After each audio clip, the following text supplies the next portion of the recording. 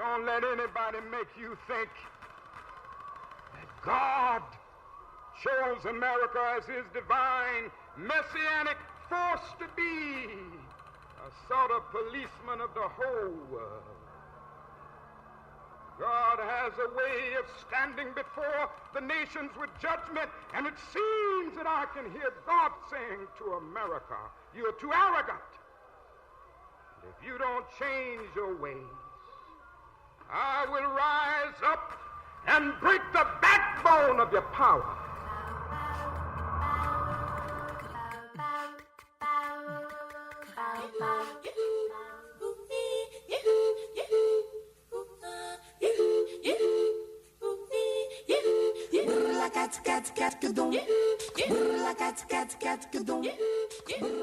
Otep, this is Femi here with Freedom Now, and your ears are in tuned at high frequencies in a liberated zone. Freedom Now is a Pan-Africanist, global news outlet from coast to coast, dispelling the Western propaganda media and their all lies point of views. Freedom Now is devoted to relay true news, views, and proper clues to form solutions around freedom for the oppressed worldwide. Now, get relaxed, grab a pen, and phone a friend, because Freedom Now is set to begin to awaken deep sleepers dreaming about freedom now, within, in, freedom now, in.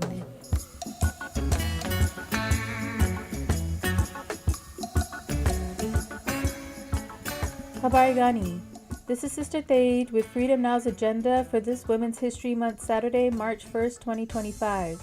We sincerely thank everyone who donated during our recent fund drive to keep our programming on the air, especially when free speech media is under attack. We commence today's program with the African Drumbeat Historical Calendar.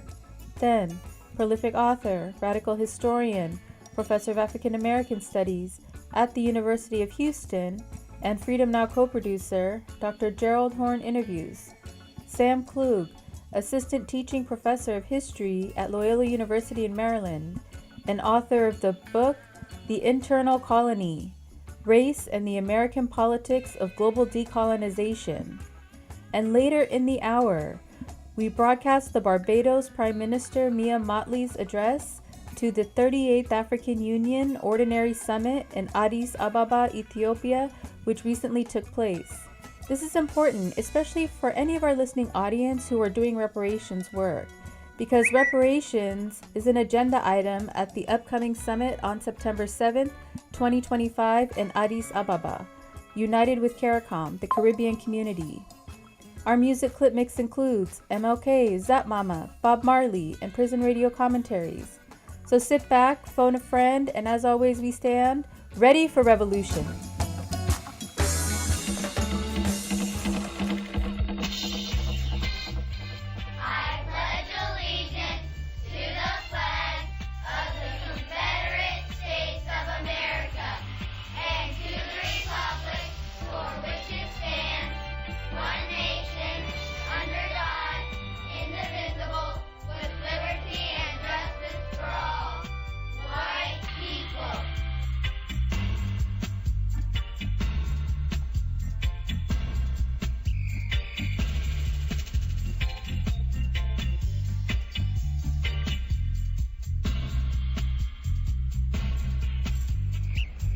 Hotep, this is Ziony with our African Drumbeat Historical Calendar here at Freedom Now, where every day we commemorate the struggle of the masses of humanity who are the true driving force, the true makers of history, and the onward march of building a world of global cooperation rather than the U.S.-led wars of imperialism.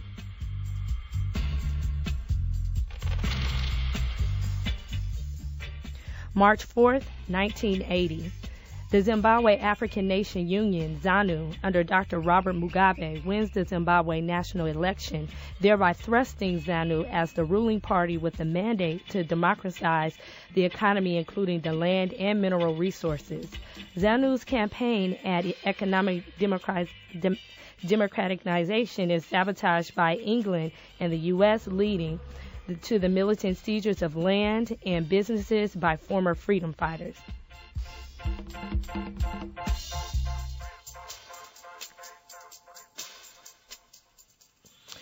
March 4th, 1932.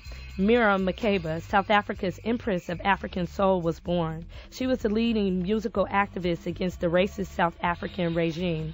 Her voice was the weapon of liberation and was blamed by the South African government.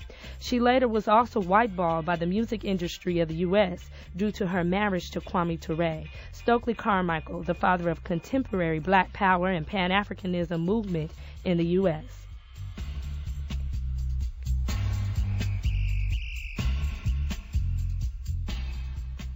March 5, 1871. Rosa Luxemburg, a leading European socialist, was born.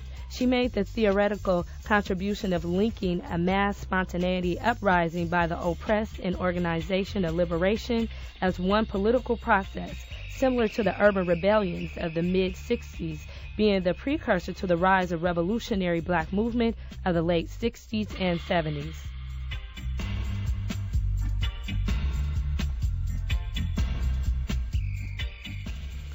March 5, 1968, Blowout, a 1968 protest by over 10,000 Chicano students led by the Brown Berets over the unequal treatment by the Los Angeles Unified School District, as well as the students' opposition to the Vietnam War.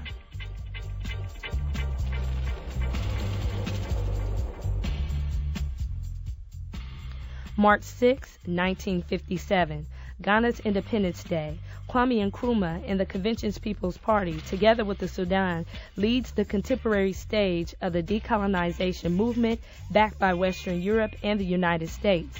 Nkrumah, at his inaugural address, states, "The liberation of Ghana is meaningless as long as any African nation." He proceeds to make Ghana the headquarters of the liberation movements of African worldwide, including the United States.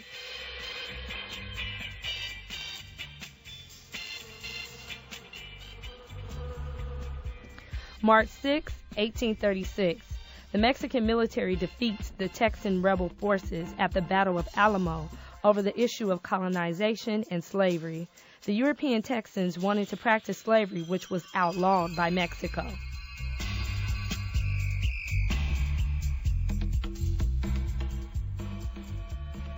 March 6, 1857. Dred Scott was a slave in the U.S. who sued unsuccessfully for his freedom. His case was based on the fact that he and his wife were treated as slaves in states that where slavery was illegal. The U.S. Supreme Court ruled that neither he nor any Black person could claim citizenship in the U.S. since they were property, not people.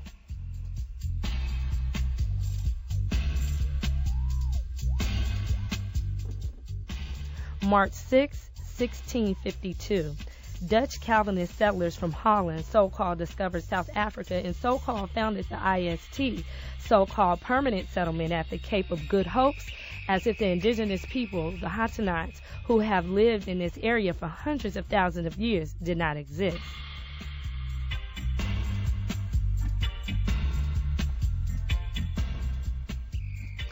March 8, 1820, Harriet Tubman organizes the escape of hundreds of prisoners of war, so-called slaves, through the Underground Railroad.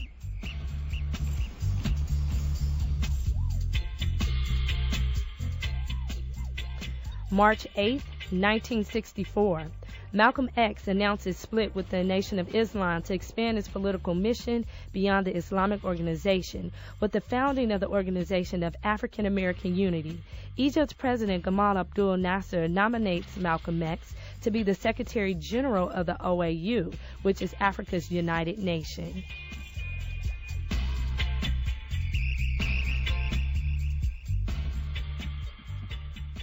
March 8, 1920, International Women's Day proclaimed by the Socialist Party of America as a commemoration of the gallant struggle of overworking class women who were victimized by the rapid industrialization and exploitation of women in the clothing and textile factories. Demonstrations marking International Women's Day in Russia proved to be the first stage of the Russian Revolution in 1917.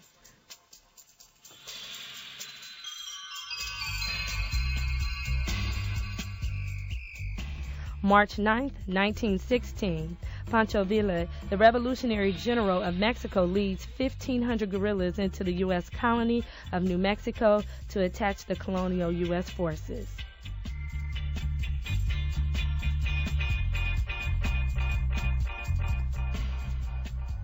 March 9, 1898, Paul Robeson, the son of a runaway slave, was born. He was a Renaissance man, excelled in football, basketball, baseball, and track, spoke over 20 languages, a movie star who played leading roles in over 20 films, traveled the world as a concert soloist and an outstanding civil rights leader and socialist, and had a passport taken from him by the U.S. government.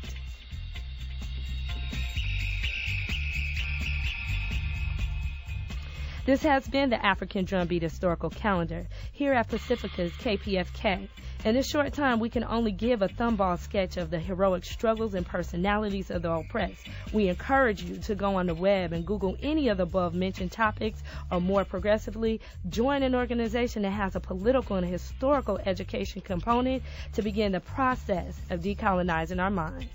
Please join us in a unity chant of a mandala away to responding 3 times. That means the power belongs to the 99% of the peoples of the planet Earth, not the 1%ers of the ruling class. A mandala! Away to! A mandala! Away to! A mandala! Away to!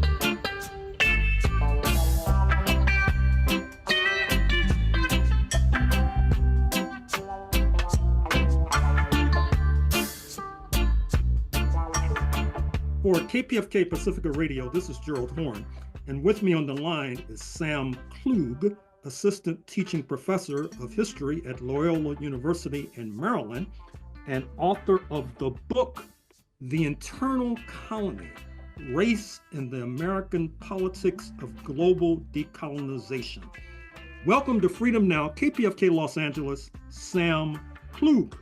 Thank you so much for having me. Thank you for joining us. So why did you write this book, and why did many or some consider Black America to be an internal colony? Great, thank you for that question. I wrote this book, which came out of my graduate work, my dissertation, in part because I was very interested in how regimes of empire, both the American empire, but also the kind of global system of formal colonialism, and were kind of reflected in the internal dynamics of our own country. And this question became kind of, it seemed to me important to investigate, in particular, when I started this project, which was right around 2014, 2015, with the emergence and kind of rise to national prominence of the Black Lives Matter movement, at the same time as the kind of long tail of U.S. global hegemony since the Cold War was kind of coming under increasing crisis or threat. I started to investigate. I was reading a lot of books about African American history, the civil rights and Black Power movements. And a lot of these books would kind of talk for a page or two, or maybe half a chapter about the notion of African Americans as an internal colony. And so I wanted to kind of investigate that further. And what I came to find is this discourse of internal colonialism. Some people call it the colonial analogy. Some people call it the internal colony thesis. I'm not, particularly invested in kind of one name for the idea. But what I came to find was that this was mixed up in broader developments in African American political and intellectual history than I thought that existing scholarship had kind of fully explored.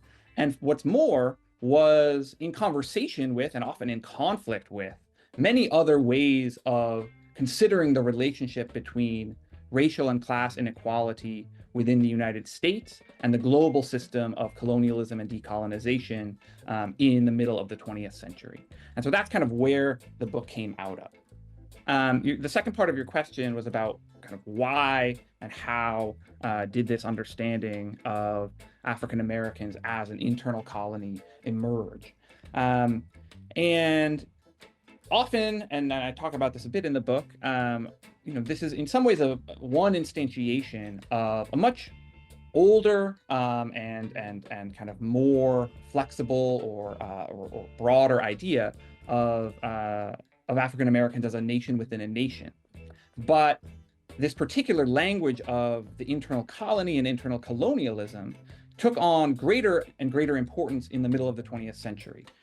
In part, this was developed first, or maybe not first, but in an influential way in the 1920s by the Black communist Harry Haywood, who formulated a notion of African Americans having the right to self-determination in the Black Belt in the South,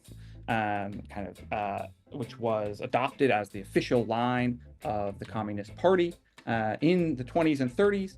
And this was sort of resonant with communist discussions of the colonial question and the national question. And in the 1940s, as the Great Migration has now accelerated, and as this understanding of African Americans as kind of territorially linked to the primarily agricultural regions of the American South was no longer as tenable, this idea of what constitutes the internal colony comes up for wider debate and begins to take root in many different spheres of African American intellectual and political life beyond the Communist Party, where it kind of had its first articulation. So what was the role of the Black Panther Party in terms of devising and developing this notion of Black America as an eternal colony? The Black Panther Party plays an extremely important role in the 1960s and the kind of later phase of the development of this internal colony thesis. I argue in the book that it was really in the 1940s that a kind of cohort of Black thinkers and activists devised an understanding of colonialism globally as a form of racialized economic exploitation that was then kind of mapped onto differing regimes of racism, capital accumulation, ghettoization within the United States itself. And by the 1960s, especially with the rise of the Black Power movement, this idea, which had kind of sedimented through the preceding 3 or 4 decades, was taken up much more widely across a range of Black Power organizations and Black Power thinkers. And one of the most significant of these is the Black Panther Party. And the Black Panther Party draws on an analysis of what I call in the book the quote unquote ghetto as colony thesis, which is a kind of particular instantiation of the broader discourse of internal colonialism, which sees metropolitan forms of racialized economic exploitation as the primary way to make an analogy between domestic forms of racial inequality, racialized violence, racialized economic exploitation, and those happening on the global scale. And this becomes really central to the political thought of the Black Panther Party. It becomes part of the kind of framing of the 10-point program that is adopted by the party after its founding in 1966. And this is coming in the midst of the idea of the ghetto as colony kind of spreading, more and more widely across Black intellectual and activist circles.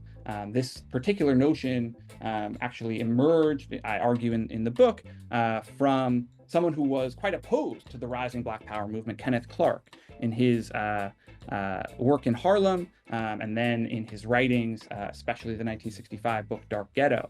But it gets taken up by figures who Clark would clash with.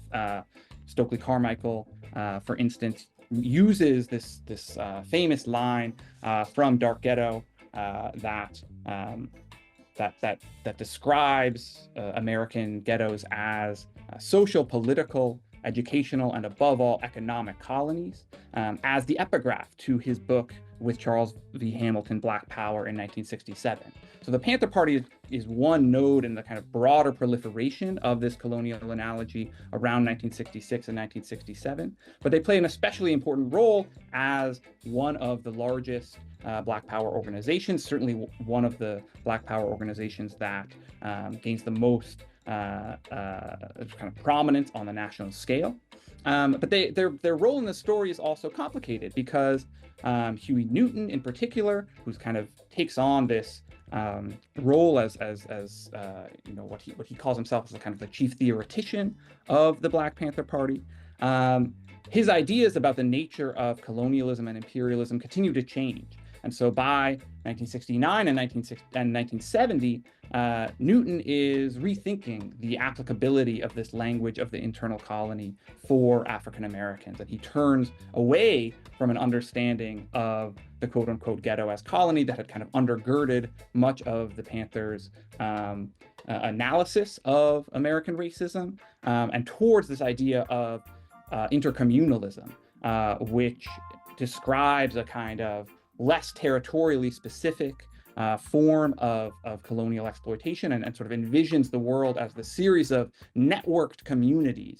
A global village is a term that he uses that cannot be kind of adequately captured by existing analyses of colonialism or even of neocolonialism, which had come to be another kind of prominent framework for understanding some of these issues. So I take it that Malcolm X and his ideas were also part of this debate and discourse. Is that fair to say? Absolutely, absolutely. So Malcolm X, who again, like many Black activists and thinkers by the middle of the 1960s, is also wrestling with the question of analogy between colonialism and American racism. And in particular, in his famous speech, The Ballot or the Bullet, in 1964, Malcolm X uses this idea of African Americans representing a kind of colony within a nation to challenge what scholars have called the quote unquote creedal narrative of American society.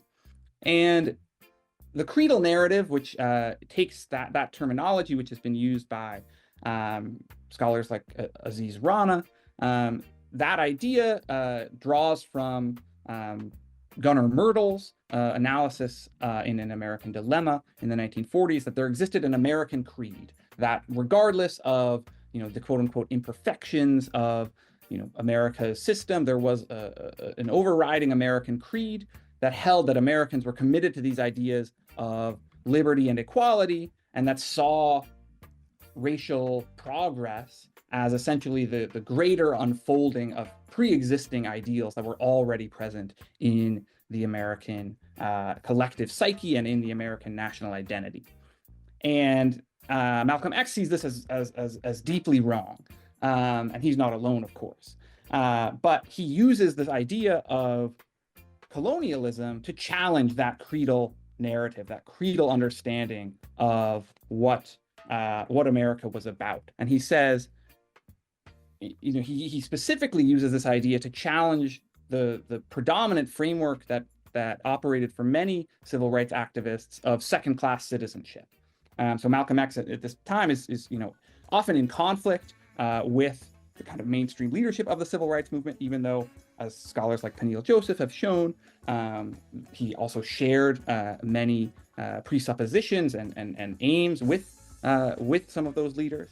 But he was dismayed at the fact that many figures within the civil rights leadership, people like the NAACP's Roy Wilkins, always described the condition of racial inequality that African Americans faced as a condition of second-class citizenship, right? And that they were kind of knocking at the door for greater inclusion within the American nation state that would qualify African Americans for first-class citizenship.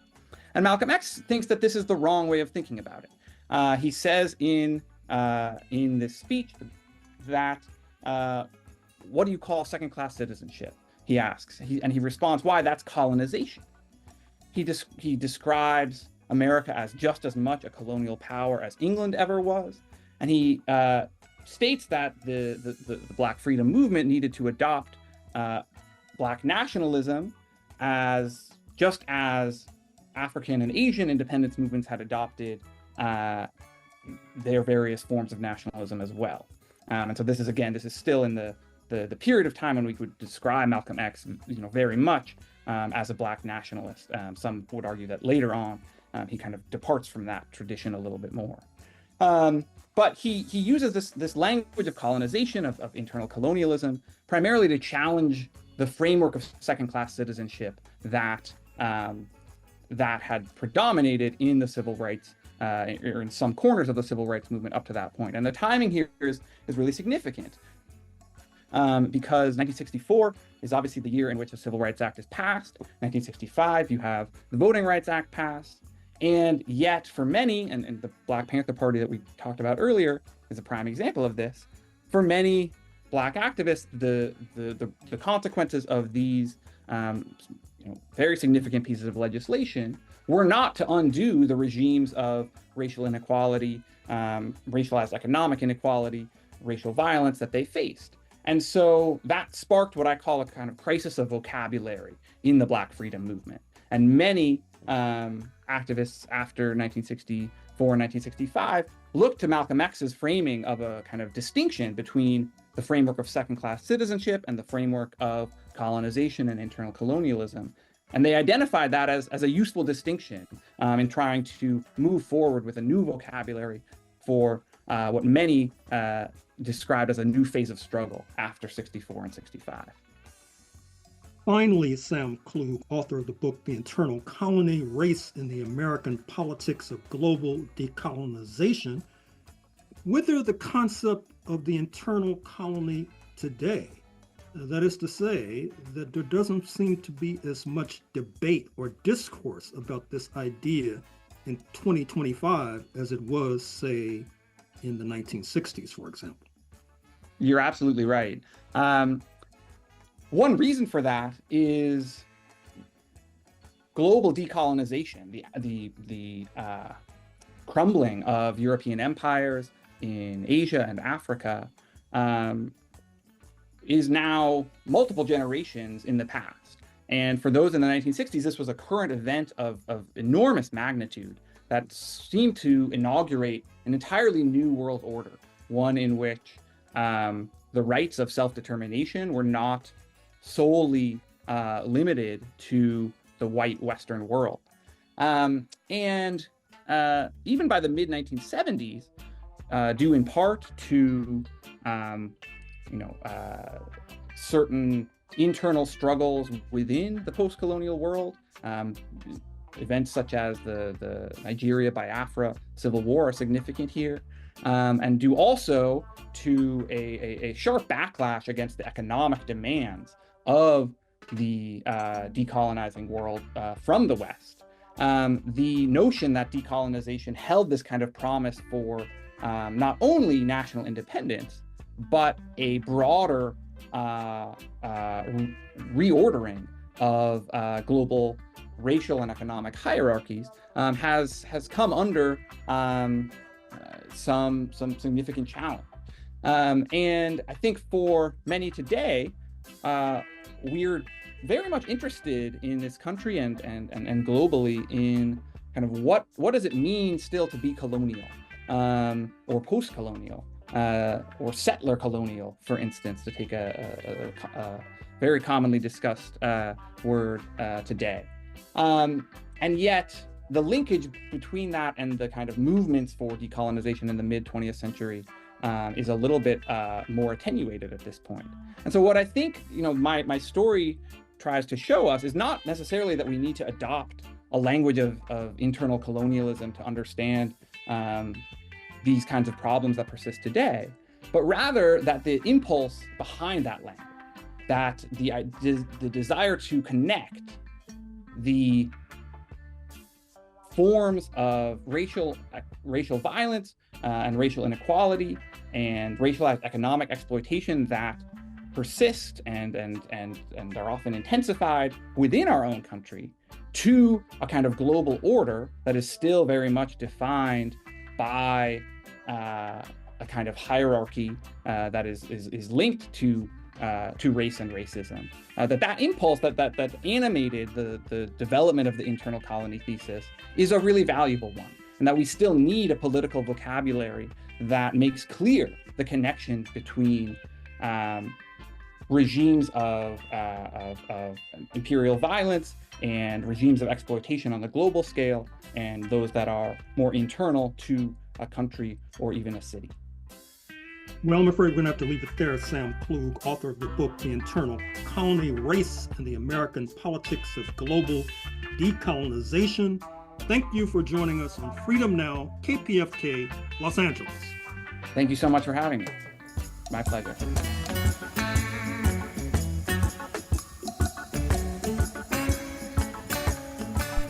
This is Sister Flora, and you are listening to Freedom Now at KPFK 90.7 FM in occupied Mexico, including Los Angeles, 98.7 FM Santa Barbara, 93.7 FM in San Diego, and streaming live on the web at kpfk.org.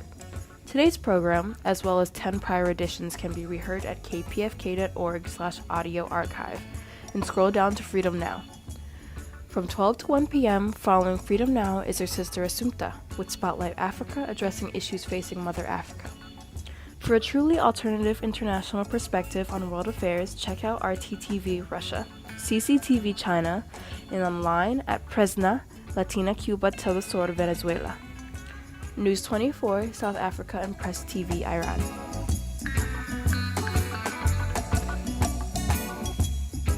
A light in the night air. In every day, something extraordinary happens. Such was the case on Wednesday, January 22nd, when a plane and a helicopter collided in the night sky over the Potomac River with a fireball briefly turning night sky bright. Athletes, their parents, and a military training crew lost their lives that night, but they weren't the only ones. A young, talented civil rights lawyer was among them, and her unexpected death sent shockwaves throughout her friends and colleagues at Harvard Law School. She was Kia Duggins, only 21 years old, but already a legal spitfire. While at Harvard, she was the president of the Harvard Legal Aid Bureau, where she and her team worked to prevent evictions during the harrowing pandemic of the COVID-19 virus, thereby saving families during a national crisis. Remarkably, she worked as a law student and as a lawyer after earning her law degree, working with the ACLU of Northern California. But this was not all, for this young woman, buoyed with the expansive energies of youth, worked with the law firm of Newfield, Scheck, and Bruston as well. Also, she worked with the Civil Rights Corps, a nonprofit dedicated to fighting systemic injustice. Kia Duggins, at only 21 years old, was a lawyer's lawyer. Harvard Law School mourns her passing, as do, of course, her family, and many who saw the radiance of her light. An American president, I speak of Herr Trump, opined that the accident that caused her death happened because of DEI, shorthand for diversity rules. Kia Duggins, Esquire, had she not been on that plane, would probably have smiled before suing him for slander. With love, not fear. This is Mumia Abu Jamal. These commentaries are recorded by Prison Radio.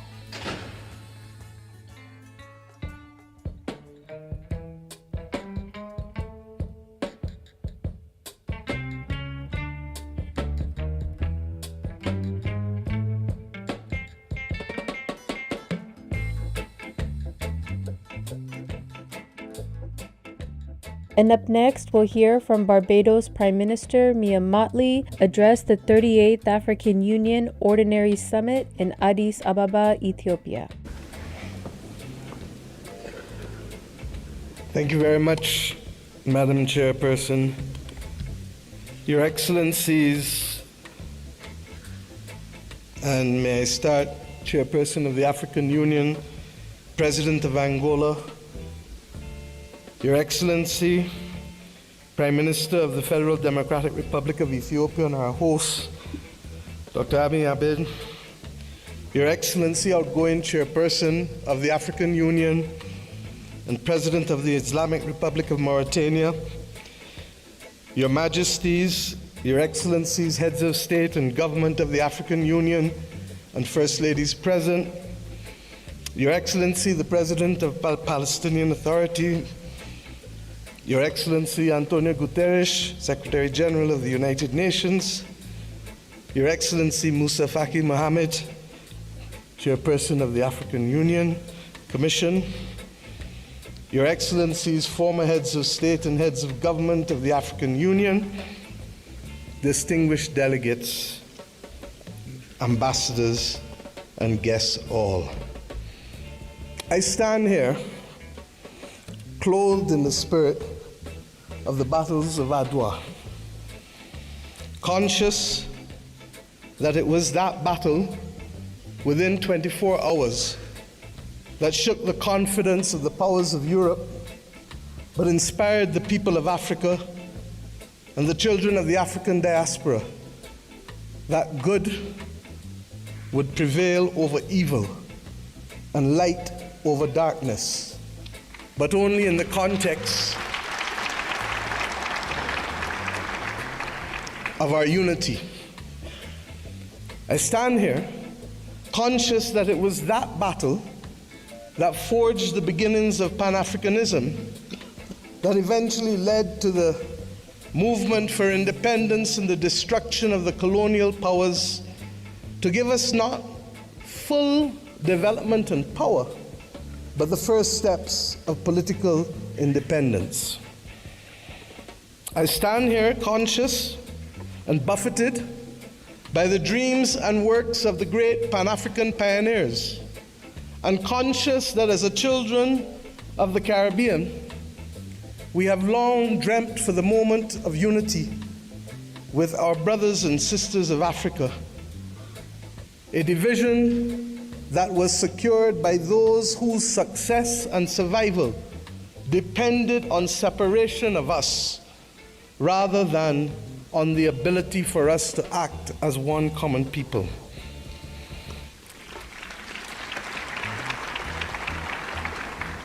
Our relationship, you can say, was embryonic, but regrettably, as long as it has been and as related as we have been, it has been sporadic. And it is up to us as the children of independent states to determine whether the history of separation shall be our future or whether the spirit of Adwa can be our inspiration to confront the challenges of a new world.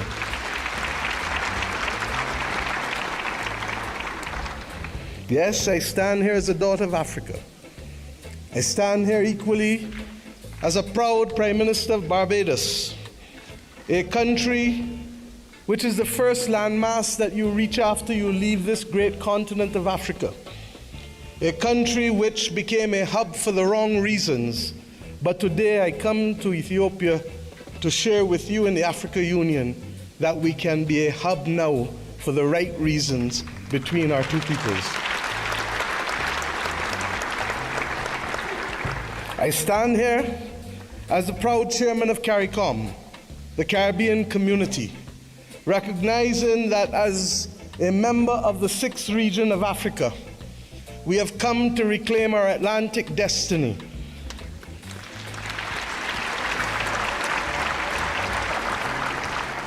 We have come to ensure that the very futures of our people are different and will not once again be determined by a middleman who will ensure that the Middle Passage is one that sees our people at the bottom of the ocean's floor of the Atlantic or in the fields of the plantations of the Caribbean, but instead that it will be a future that sees our people, hears our people, feels our people, and that will determine in future that it is we who shall forge the manner in which we cooperate, integrate, and invest, rather than simply being victims of a past history.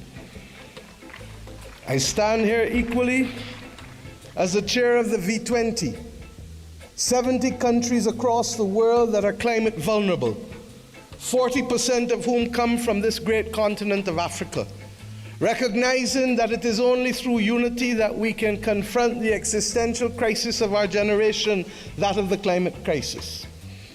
The Secretary General of the United Nations has already laid out, ably so, many of the iniquities that we continue to face in spite of political independence. It was His Majesty Haile Selassie who popularized and told us that there shall be no first-class or second-class citizens, words popularized by Bob Marley, learned by all of our people without appropriately recognizing the context in which he spoke and the mission which must be ours for generations until it is achieved.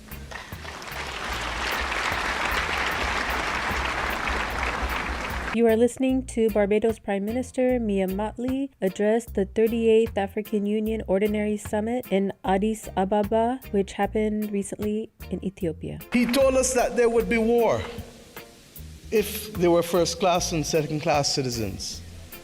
He told us that there would be war if the color of our skin was more significant than the color of our eyes.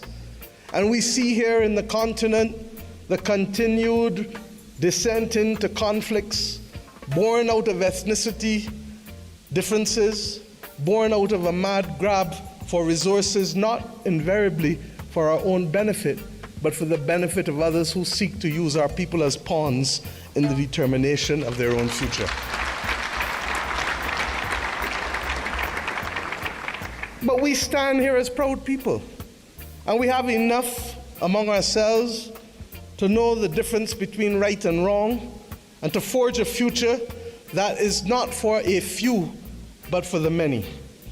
Indeed, as the world confronts the climate crisis, it is the poorest of the poor who remain the most vulnerable to floods and droughts and hurricanes. It is the poorest of the poor, and soon to be the middle of the middle, who will no longer be able to access insurance and therefore to be able to forge ahead with development if we do not make changes. We have examples of a partnership that have worked for us, not just from the spirit of Adwa and the conquest and the rise of the Pan-Africanist movement in our history, but within recent times.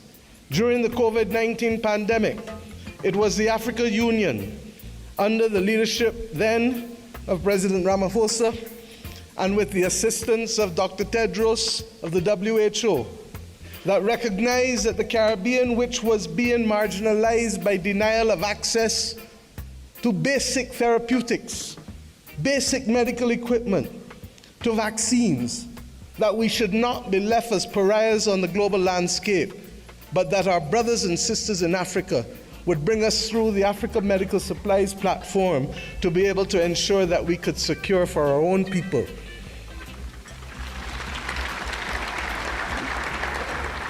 It was with the solidarity of many of you in the African Union that the Bridgetown Initiative has been able to take root and to make a case for a more modern and a fairer system that allows us to be able to access finance and to be able to put in place measures that allow us to be able to pause our repayment of debt during the period of necessity for rebuilding after horrific climatic events.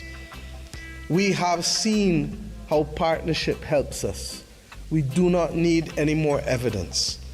What is required of us is to lead the way to peace, to prosperity, and to justice. And the reparations which we call for the international community to be able to recognize First and foremost, with that which we ask from each of our children. Say sorry. Say sorry and mean it.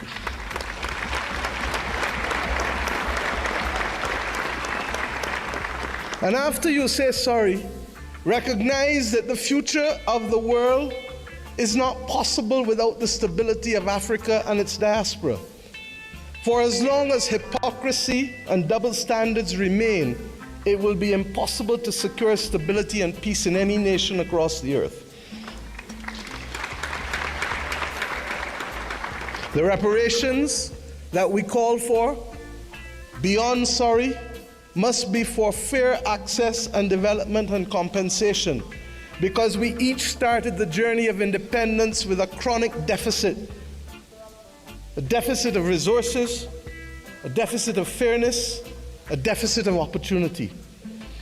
And it is up to us, many of us in the second and third generation of independence, to be able to frame out fairly in a mature conversation what those reparations must look like if we are to attain justice and to inspire the young people of this world that good must always prevail over evil.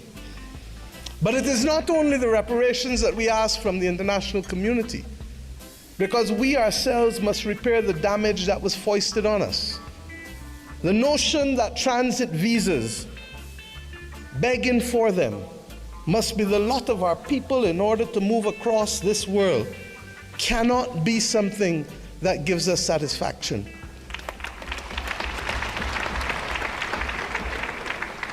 You are listening to Barbados Prime Minister Mia Mottley address the 38th African Union Ordinary Summit in Addis Ababa, which happened recently in Ethiopia. To go east and to go west, we are first forced to go north. It is not right. And it is not beyond the heads of government and heads of state, of the region, of the Caribbean community, and of the continent of Africa to determine that we must stop talking about, but simply do what is necessary to build the air bridges and sea bridges to guarantee that we control our destiny.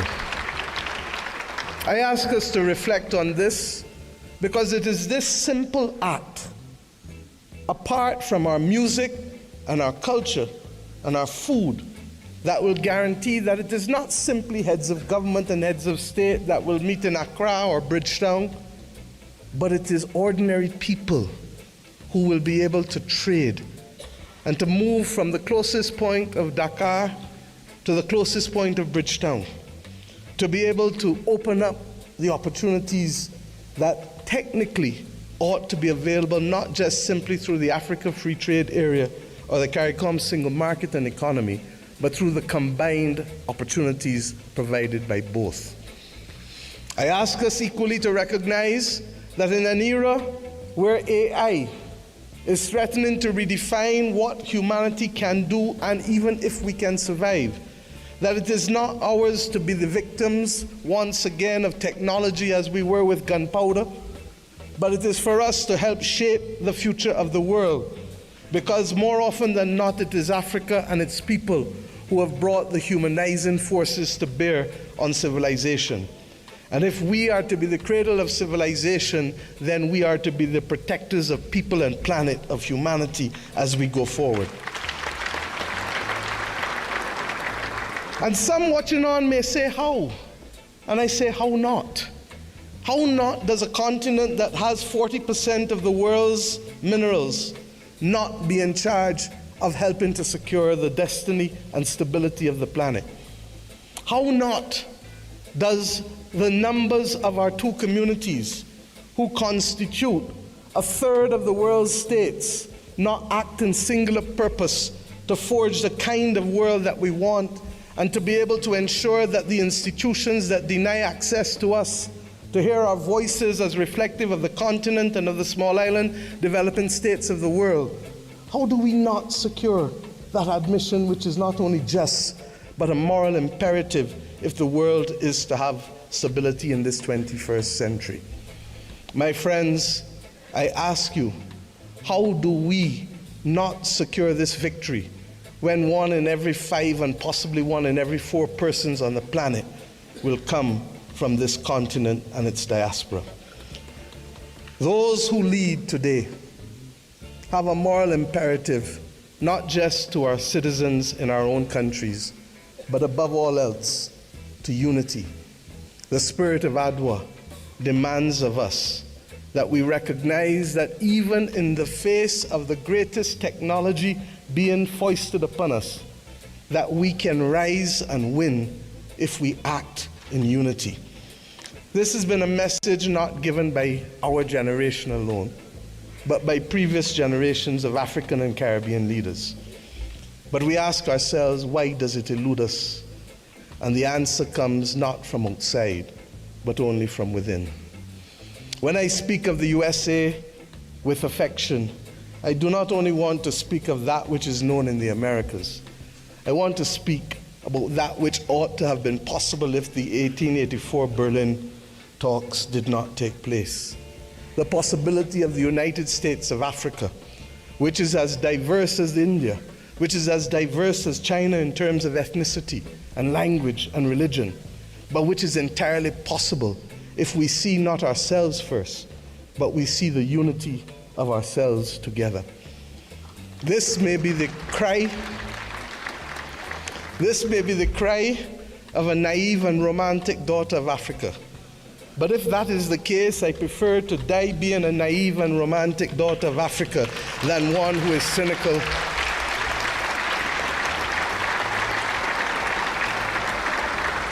and one who is daunted by the actions and power of others. We know what it is to stand in unity with you to fight apartheid and to fight for the liberation of the peoples of Africa. For when President Castro stood to send people from his own country to southern Africa to free your people, it was in my own country that the planes refueled, ensuring that that battle was possible.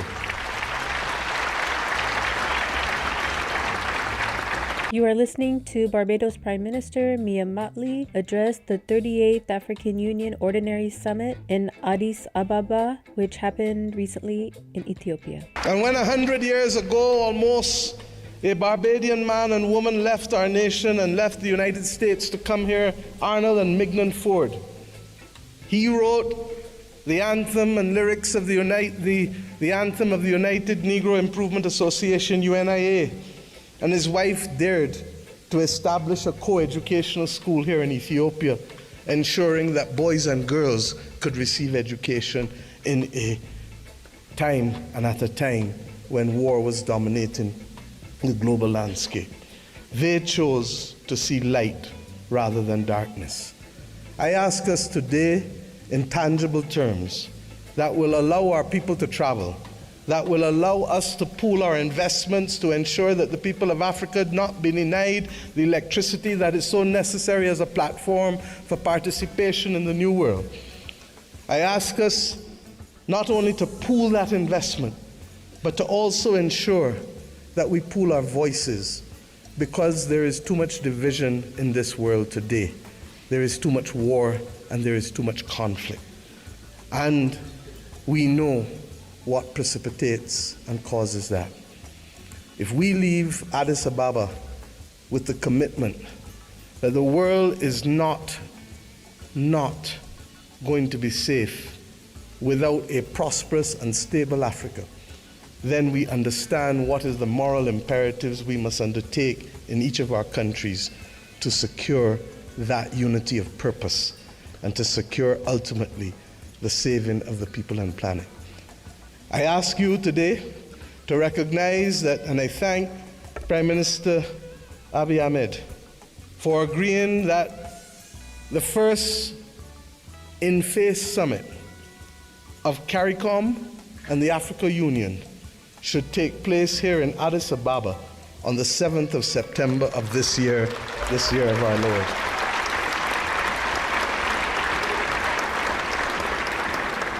By that simple act, we build on the inaugural summit which took place virtually in 2021. But more importantly, we seek to regularize and to establish as a permanent point of interaction the unity of which I speak and call for. And I ask you as I leave this podium to recognize that we too in the Caribbean want to see you. Indeed, in my own country in Barbados, we will celebrate the Caribbean Festival of Arts, the 15th CariFesta, from August 22nd to August 31st. And we do so not only asking for those from Cuba and Bahamas in the north, to Venezuela, to Suriname and Guyana in the south, to Belize in the west and the Eastern Caribbean to come together to express our commitment to each other creatively through food and fashion and music and dance and art and sculpture, and talk of philosophy, talk of religion, talk of who we are, talk of the future. I ask us to recognize that we celebrate this year our resilience, and that we do so not only asking the people of the Caribbean to come, but the people from whom we came here in Africa, in India, in China, and the continent to which we went, in particular in Central America and Latin America.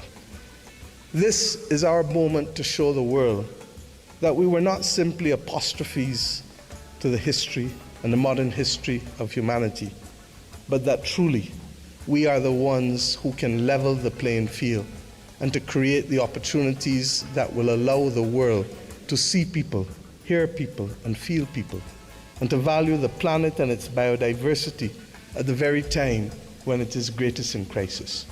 Let us remove the scars of history and be firm craftsmen of our fate, recognizing that the only people who can stop us now are we but ourselves.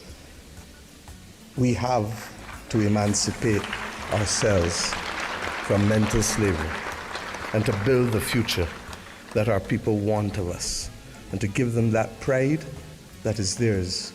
And we must do so in the spirit and with the results of ADWA. Thank you.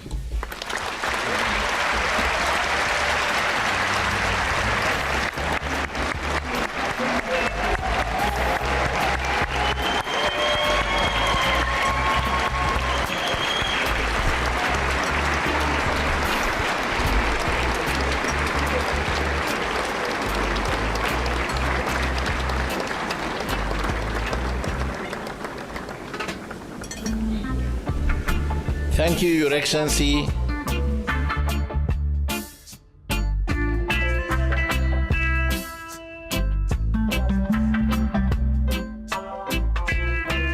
You just heard from Barbados Prime Minister Mia Mottley address the 38th African Union Ordinary Summit. This happened in Addis Ababa, Ethiopia recently, and we're honored to kick off our Women's History Month with her words of wisdom. And we want to thank our guest, Sam Klug, for your contribution to today's program, our producers, Dr. Gerald Horne, Sister Flora, Sister Femi, Brother Brandon, our board op Wendell, and all those who made today's program possible. Stay tuned for our Sister Assumpta coming up next with Spotlight Africa, addressing issues facing Mother Africa. Signing off for Freedom Now, this is Sister Thage, and until next week, as always, we stand ready for revolution. We state these facts only to let you know that those of us who are revolutionary, Pan-Africanists, is not because we love revolution. It is historically determined, and we have no alternative but to follow history and to use history for the benefit of our people.